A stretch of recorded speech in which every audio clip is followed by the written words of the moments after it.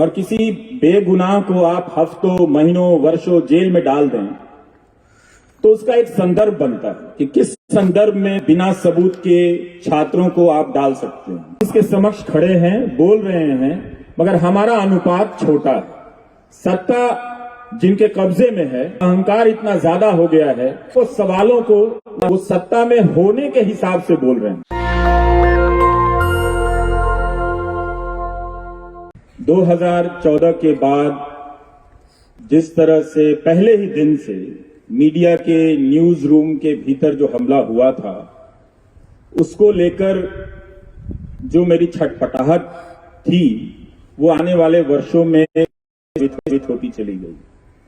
तब मुझे मेरे ही करीब के लोग कहा करते थे कि कुछ ज्यादा आपकी प्रतिक्रिया है, बहुत तीखी है, सच्चाई ऐसी नहीं है और ये देश ऐसा नहीं है।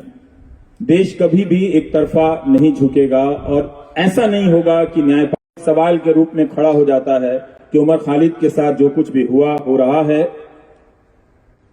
हम इस स्थिति में पहुंच गए हैं कि जामिया, जब एक जेएनयू का मेयार गिरा दिया गया तो बगल में जामिया पर भी हमला हुआ और वो भी अपने आप को नहीं बचा सका।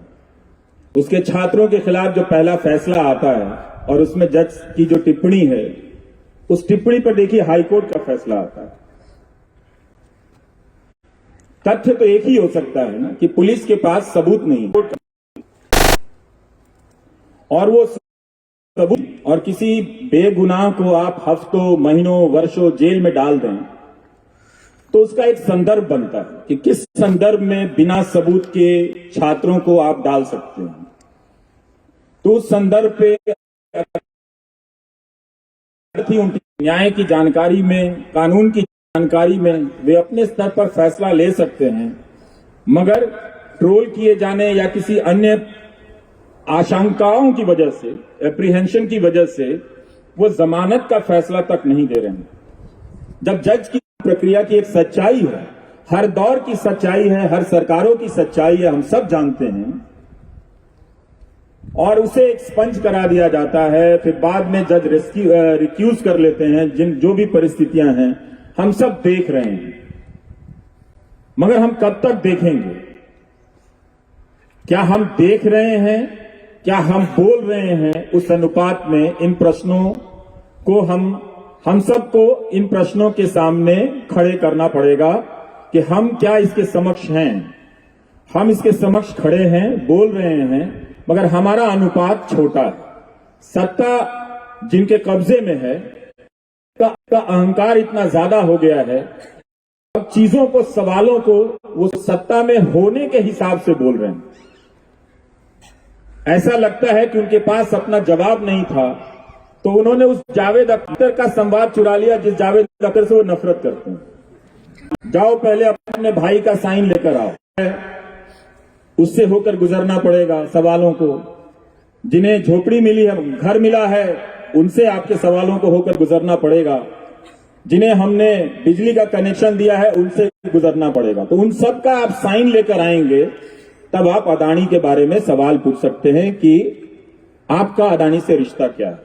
तो हम इस मकाम पर खड़े हैं। बहुत अच्छी बात है कि इसी जेएनयू से चीजों को ध्वस्त करने की शुरुआत हुई थी, और जो हमला था वो एक लैंडमार्क है इस देश की राजनीति का। वो एक विश्वविद्यालय पर, क्योंकि मुझे लग रहा था आए तो सब लोग हैं, कुछ सेब लेकर आए होंगे, कुछ अंडे भी, तो मैं 2 तरह के रुमाल लेकर आया था, और लगता है उसकी जरूरत नहीं पड़ेगी। पर यह अच्छी बात है कि उनमें भी धीरे धीरे आगे चलकर सुनने की सहनशीलता विकसित हुई, और ये सहनशीलता उनमें खुद से नहीं हुई, क्योंकि उन्हें जिस तरह बहाया जा रहा था, वो अच्छे लोग थे, वो जरूर अलग धारा में सोचने के प्रशिक्षित लोग हैं और अलग तरह की धाराओं में सोचने वाले लोग होने ही चाहिए।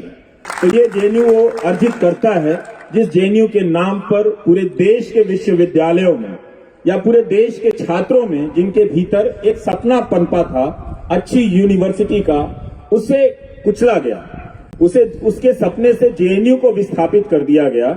लेकिन ये नहीं बताया गया कि अगर जेएनयू नहीं तो दूसरा आदर्श विश्वविद्यालय कौन है। उन्हें ये नहीं बताया गया।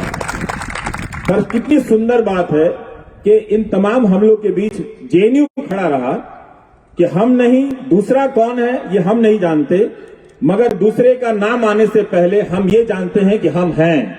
तो आप हैं, तो आप सबका होना हमारे वक्त के लिए बहुत अच्छी बात है। उस वक्त भी जो यहाँ के छात्र थे, उन्होंने रातों को जागकर उस हमले का मुकाबला किया था। वो सब इस इतिहास के विद्यार्थी हैं। वो सब गुमनाम होते हुए भी इस इतिहास में दर्ज किए जाएंगे। तमाम किताबों के बदल दिए जाने के बाद भी, तमाम बागों को उजाड़ दिए जाने के बाद भी, जब भी नए बाग लगाए जाएंगे उनके कुछ पेड़ उगाएंगे और उनके उन पेड़ों पर और उन पौधों पर उस तरह के फूल निकल आएंगे जो ऐसे हमलों के वक्त लोकतांत्रिक चरित्र का निर्वहन करेंगे और आकर सवाल करेंगे, गलत को गलत कह देंगे और डंडा उठाकर गलत को सही कहने वालों को अपने तरीके से शर्मिंदा कर देंगे। तो ज्यादा मैं बोलना चाहूंगा, बोलता ही रहूंगा, वो अच्छी बात नहीं है। सवालों के जवाब मुझे नहीं देने होंगे। मैं कह दूंगा कि 9 करोड़ सिलेंडर जिन्हें मिले हैं उनसे पूछ कराइए, 11 करोड़ जिन्हें पानी का कनेक्शन मिला है उनसे पूछ कराइए। और मैं जावेद अख्तर को निजी रूप से उलाहना भेजूंगा कि आपने ऐसा डायलॉग क्यों लिखा कि जाओ पहले उस आदमी का साइन लेकर आओ।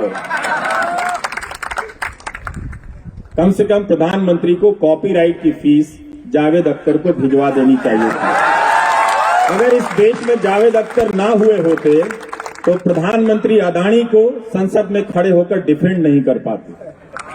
तो आपको और हम सबको इस बात के लिए शुक्रगुजार होना चाहिए कि कम से कम मेरे आने से पहले जावेद अख्तर इस दुनिया में आ गए थे और वो फिल्मों में आ गए थे।